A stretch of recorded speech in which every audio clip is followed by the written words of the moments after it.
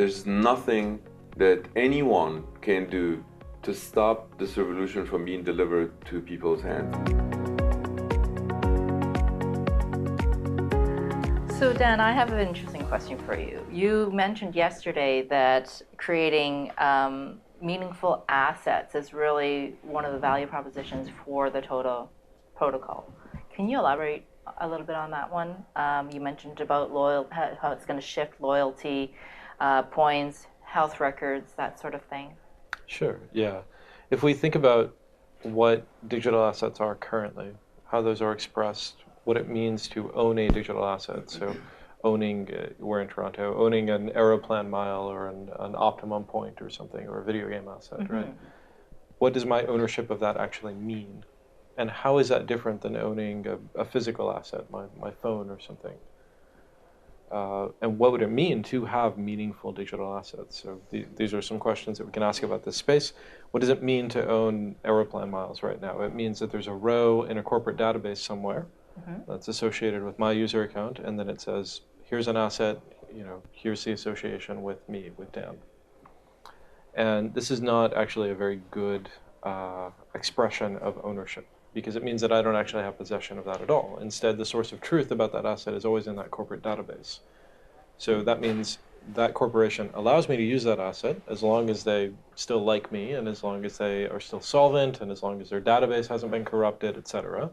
If they ever go out of business, it's gone. If they ever stop liking me, they can take it away whenever they want. If their data is compromised or corrupted, it's gone. Additionally, I don't have any of the agency with respect to that asset that I do with a physical asset. So, with my phone, I can give this to you, I could lend it to you, I could sell it to you, I could rent it to you. I can do all kinds of things with a physical asset that I can't do with a digital asset because I don't actually own it. I don't have any possession of it. The things that we own are increasingly digital. Books, movies, music, all of these things, right? But they're dependent on... More and more, they're becoming digital things that we own, except we don't really own them. We don't have a good story about ownership of digital assets right now, of any kind. I don't own my health record. I don't own any of these things. So what would it mean for me to be able to own these things? Right? My health record is fractured among dozens of different corporate silos that are competing against each other to hold that information as tightly as they can. That's their source of value. They don't want to let that out. So what would it mean for me to own these things? How would that actually look like with the Toda protocol? And how does that actually shift? Because you mentioned that Toda in itself is a paradigm shift and is changing the way we look at digital assets.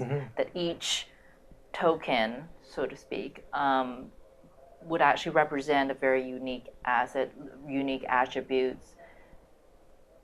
And is it only on, say, a mobile device or a piece of hardware where we would actually start thinking about how we would own our own assets? Well, one thing that we could ask is, what would it look like for that corporation to give me that Aeroplan mile right now? So they could give it to me right now, but then of course I could make 1 million copies of that because it's just information. They're thinking of that digital asset as being information. That's all it is. So when they give it to me, I just have information, and you can always copy information.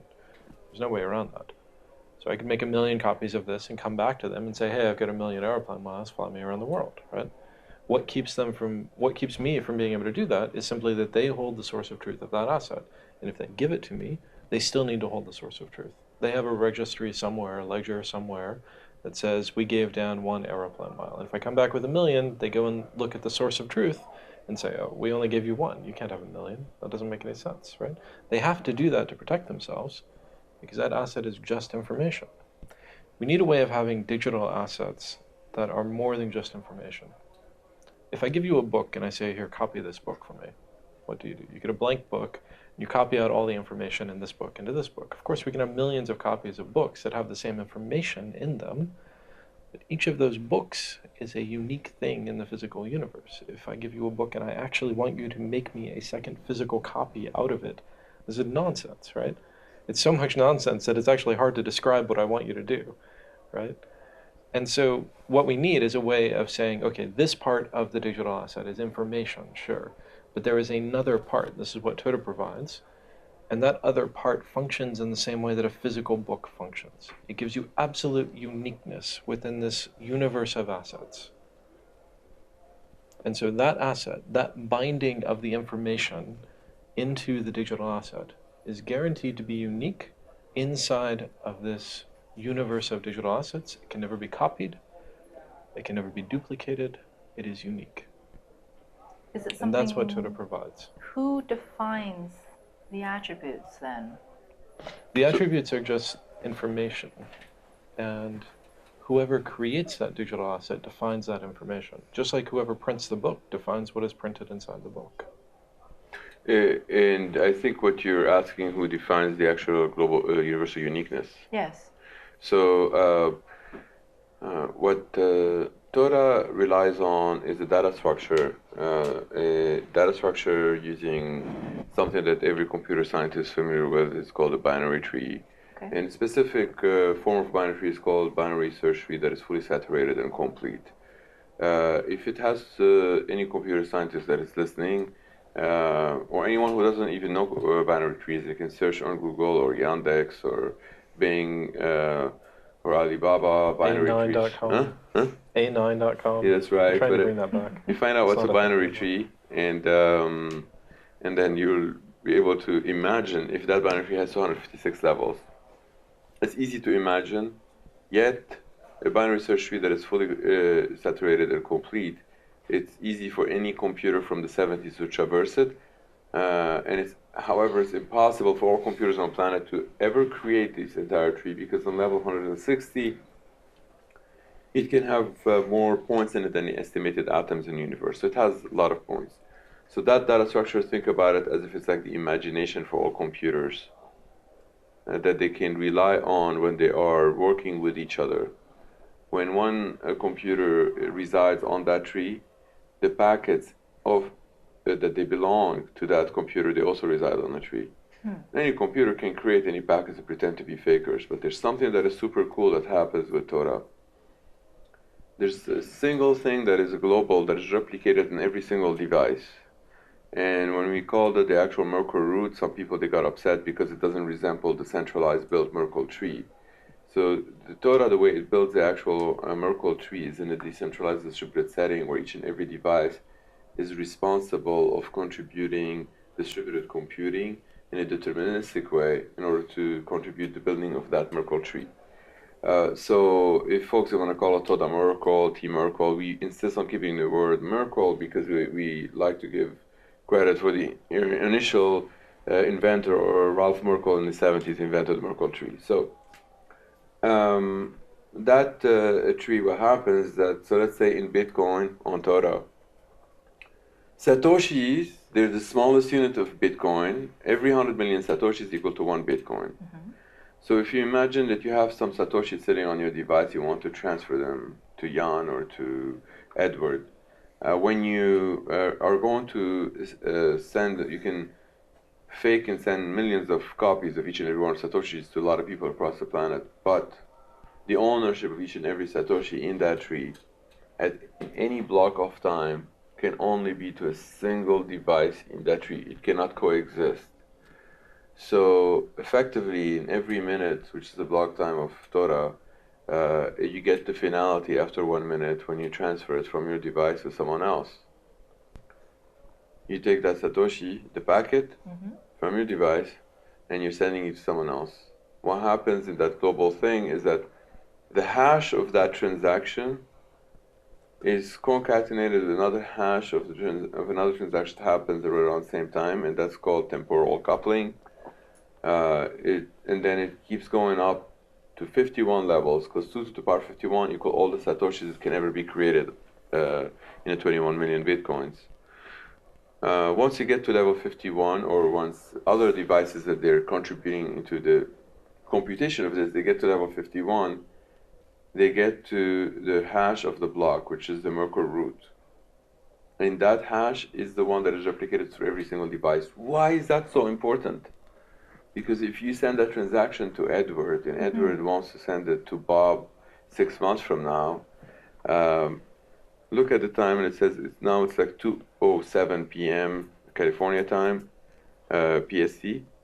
at this specific time, everybody has that exact same hash on the planet. So 6 months from now, Alice and Bob, they both have that hash in their device.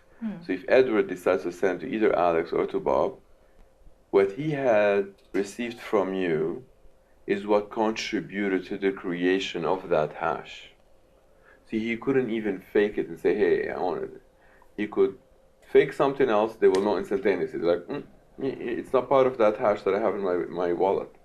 So that is super powerful, that it's actually taking, when we say the modification of TCP/IP, we're not doing magic, we're literally using a lot of the learning and methodologies being used for the last 43 years and putting them all together to create what is called Toda, which include data structure, like I've mentioned, algorithms of how the actual tree is being built, deterministic algorithms, which is basically distributed computing, have cryptography, we have what folks call cryptoeconomics. This is a new term invented. Some people don't like it, so we don't necessarily want to be stuck on that. But it's essential to have certain things that of value when you're in Bitcoin. For example, you have to consume certain resources, and with the Toda, when you're actually putting Bitcoin on Toda, there is no free lunch.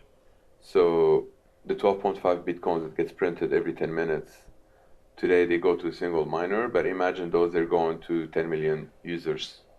If they're spread out through all the 10 million users, and each and every user they're taking a small piece of that, each and every user they have the incentive to continue keeping their device on, be part of the system. Otherwise, people they lose the incentive to be part of this. There's some replication in the work that is being done at Toda. So the single replicated thing that is global is that Merkle root. But replication of work is an x32, so it's about 32 times. And the reason for that is because if you're sending a transaction, there's 32 devices available that they are selected deterministically and pseudo-randomly. If one is off, the other one has a very high chance to be on. You just need one of them to be on to kind of take your packet and build it through the next level. So you will have basically in 51 steps in Bitcoin, for example, you end up with 1 in 4 billion chance of not finding, not getting your packet to make it across, but that doesn't mean that you're losing it. It stays in your device. The finality happens after 1 minute regardless, whether the packet you've made it to be transferred or not. It's relevant, but it's not relevant in the sense that you're going to lose it. You won't lose the packets. In Toda, the packets are there. There's nothing going to be lost. That's reality. Finality happens in 1 minute. So Toda is basically, it's a zero-level protocol for a blockchain versus a cryptocurrency. I was wondering if you could just sort of like elaborate on that. So yeah, we decided not to call it necessarily a zero-level protocol because when folks looked at Toda and they saw it basically this exactly what they said to us. So it's a zero-level protocol. So we're like, that sounds cool. So start calling it zero-level protocol. And then again, we found that over 50 ICOs, they're calling themselves zero-level protocol. So we got into this whole thing where it's like, why do we want to call it zero-level protocol initially? And we know they're lying. We know for sure they're lying. They're not even on the same level of Toda. Okay. But we want to be telling the truth. And in the network topology, TCP/IP is on level 4 and 3. So why are we gonna be? Oh no! Suddenly it's like 0. So we understand it's like, layer 1 is considered Bitcoin, Ethereum, whatnot. But in reality, they're above layer 5, 6, 7. So from that perspective, we decided not to call it that. If folks want to call it the invisible layer, that sounds cool too. Yeah, because the 7 layers of the internet is a little confusing when you bring in Bitcoin and all that. That's right. That's what people they call, for example, Lightning Network and layer 2 and state channel. It's over on the second layer, but it's not really second layer. So that's fine. They can call whatever they want. We decided to not necessarily call it layer 0 because of the 50 scammy ICOs, or some of them they're not scammy, but they just decided to call it layer 0. The positioning there was always about finding a way to highlight the fact that Toda does something that is more primitive than a ledger. And so if you want the functionality of a ledger, you need to build back up to that from Toda. So you build decentralized protocols on top of Toda that get you back up to the power of a ledger. So that for those use cases where you need a global public ledger, you have that.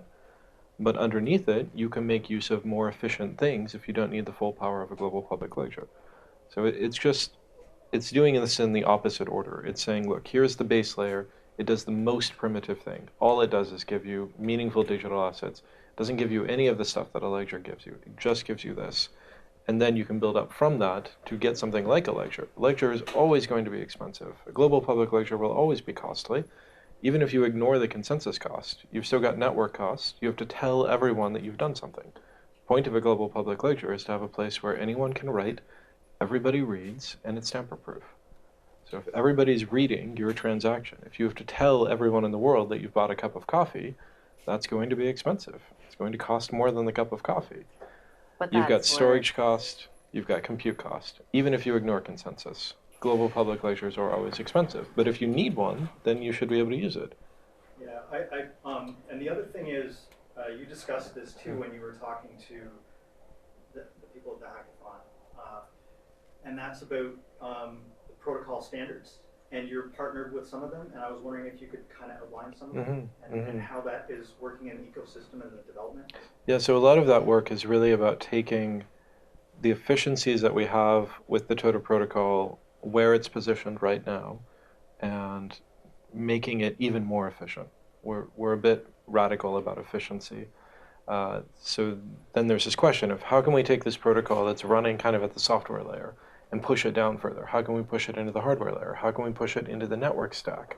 How can we actually push it all the way down into this OSI model that we mentioned, this network layer model? And so this is a lot of the work actually that TUFI's been doing with kind of V2 of the protocol, talking to the ITU and a whole bunch of other organizations and actually moving forward with their standards bodies to get that pushed down. So how receptive are they, these standards, these organizations that set these standards? Not super receptive initially. Initially, many of those standard bodies, they're used to hear from Cisco when they need something, not from like a startup. And when they do hear from startup, especially in the crypto space, what you find in that crypto space, a lot of people, they keep stabbing each other in the back and stealing from each other and so on and so forth. So, and sometimes because they're upset because their ego is hurt because they thought that the current solution they're working on is the one that's going to work, which is ledger-based. It's not going to work. Ledger-based is not going to make it to be the whole revolutionary thing that people talk about it. So we know we have a solution that can work, but when we sit down with the standard bodies, we feel that we were making some progress with some of them. If I tell you with all of them, I'd be super optimistic, but we continue trying with all of them. We don't exclude any one of them. So I think you listed three. Can you just list them all? Oh, we listed like for example, the ITU, the ISO, the ACM, IEEE, IETF. Those are 5 very well known, but Which are the most important ones, do you feel? Well, I don't know yet, but I can tell you that even with or without them, here's the thing: for those that they keep attacking us from within, or trying to call the big kahunas in those companies, whatnot, or trying to discredit something that's being provided to Homo sapiens, I'd like to leave you with this. There's nothing that anybody can do to stop Toda from being put into people's hands. Nothing. What's been done already so far, we've already given it to enough people that even if this is the last time Dan and I were talking to people, they shoot us in the head, what already we've given to people, it is going to make it. It's a set of instructions that's fully decentralized, that people, they take those instructions like language. Once you learn a language, and you can communicate with Lori, nobody can take that language away from you. The settings that we're giving, they're fully decentralized. There's no dependency on miners, no dependency on specific network. There's not a single dependency. So eventually, we're giving it to the people, and eventually people are going to get it. And people, they are going to have full control of their own assets, and the remaining 99.8% of the planet, they are going to get there. So what you have seen so far, the people that got the FOMO effect last year, that's been a tiny little wave. What's yet to come is a tsunami. So for folks that they want to continue blocking that tsunami to happen, they're the ones that are going to be impacted the most, because if you block the tsunami, instead, perhaps people, they can participate into making it happen to be a better place for everyone on this planet, that we can remove a lot of those inefficiencies and get to prosperity sooner rather than later globally. So, what are the next steps for Toda Network? So distribution. So this, we're doing a lot of distribution with a lot of folks. Like we're super excited about Ethereum on Toda. We doing a lot of progress with the folks, the Bitcoin, which I cannot talk on their behalf. Bitcoin is for everyone on the planet. We've already had 2 passionate developers for the last 9 months. There are 2 others that they reached out over the last few weeks. They also started work separate, and they're happy not to collaborate. That's fine with the other folks. But from our perspective, we're giving it to everyone on the planet. We don't have restrictions. We say, like, for example, Ethereum on Toda is the killer of all Ethereum killers, including EOS. But I can tell you with certainty that if folks in EOS, they have a little bit of less of ego and more of, they're truly looking to something revolutionary and they want to make it happen, we'd be more than happy to talk to them. In fact, I'm talking to one of them right now that could get something going as well. So yeah, nothing's going to stop Toda. It's going to make it there. People could delay it a bit, but not by much anymore. What's been out, it's just, it's not if, it's when. If you know when the tsunami is coming, you could run away, or you could participate in making it happen. It's up to you. But you can't stop a tsunami from happening. So I'm sure there's going to be lots of questions following this interview. How do people get in touch with you guys or follow you? I mean, you've done incredible work so far. I expect some great things in 2019. So the one thing I would really ask, please, for folks, I receive about 5,000 messages per day addressed specifically to me, like literally addressed to me. It's not, and I think I'm still a Homo sapien. And I don't think Homo sapiens are capable of addressing 5,000 messages. So I end up ignoring a lot of messages. Not that I want to ignore them. I can't respond to everyone as much as I'd like to. So I just simply tell folks, like, we don't take care of anything that it's like solicitation of marketing anyways in our company. We already have people taking care of those things.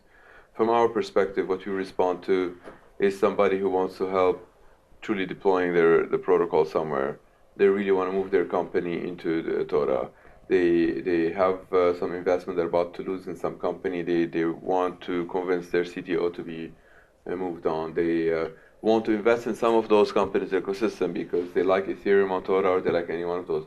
We're more than happy to facilitate those kind of things, but we can't, respond to everyone. So I would. Perhaps if it's any one of those, go to toda.network, that's the website, and send a request. Say, I've heard Tufi saying that he would respond to one of those. The people would see it, they will make sure I get it, and 100% guarantee that they respond if I'm not dead by then. So, then, how would you like them to reach out to you? Sure. Same? Are you on Twitter? I am on Twitter, yeah. You are? It's just my name, DANN. That's it? That's it? That's why I couldn't find it. Yeah, it's too short. No. It's just I'm just Dan. And Tufi, I know you're going to be leaving. It's just after 5 now. Mm-hmm. And I just quick question about the hackathon. That was really cool that you were addressing just before they started. You had 2 challenges, and so that's one question I have. Just quickly, if you go over that. Sure. And the other question is, I understand that you released some to some people here access to your protocol to test it or something like that. Oh, sure. Okay. So if you could address those. Absolutely. So Like I said, given that we're monetizing and what we know, the rest of the world don't know or still skeptical, we don't have the incentive to convince people that it works. But yet, we decided yesterday to share version 2.11, a summary, which is I wrote it myself, then reviewed it. It's not it's not written in a way that it's going to be scientific, to be criticized as a scientific paper. It's not written to be a scammy ICO or anything like that. It's not one of those white papers. It's a true white paper that we've tested it before giving it to developers, and they're able to build using that. Along with some questions, sometimes they come. Now we've shared this. We've also, some of the developers they're building on Toda in this hackathon, they asked for one of the APIs that we have with one of the implementations, and then it's facilitated that as well. So those are two things that happen. And I know you wanted to mention, this is the Block Hack. It's the second hackathon that happens here in Toronto for Block Hack. It's organized by Bitcoin Bay, a fascinating community. We stand behind these guys, and a lot of the guys across the globe, the Bitcoin Center in Korea and the folks in San Francisco, doing phenomenal work to benefit everyone on the planet. The majority of people that we know in this space, whether it is Toronto, Korea, or San Francisco, are very well intended. We want to make sure that they can deliver on the promises that they have and intend to deliver. So yeah, this hackathon is exciting, and yeah, I would say Toronto, it's probably on the top 5 globally when it comes to this industry. I'm not here to rank it number 1 or number 4, 3, whatever, but it's likely to be on the top 5. If you know, I would say Toronto, San Francisco Bay Area, and Seoul, Korea. Those 3 probably on the top 5. Which ones are the other 2? Let them have that debate elsewhere, whether it's Berlin and Shanghai or, you know. I think that's a wrap. Yeah. Great. Did you guys want any last words? I'd like to reiterate, there's nothing that anyone can do to stop this revolution from being delivered to people's hands. What we are giving the world is a set of instructions, that those instructions will make it whether we live or not. And those instructions, they're basically any device. You change the operating system, people get a new one. You block them from the network, they get to a mesh network. This is becoming eventual, and it's going to happen. And we're super excited to bring it to the world and to everyone in the community. And thank you for having us. Thanks. Thanks so much for your time. Thank you.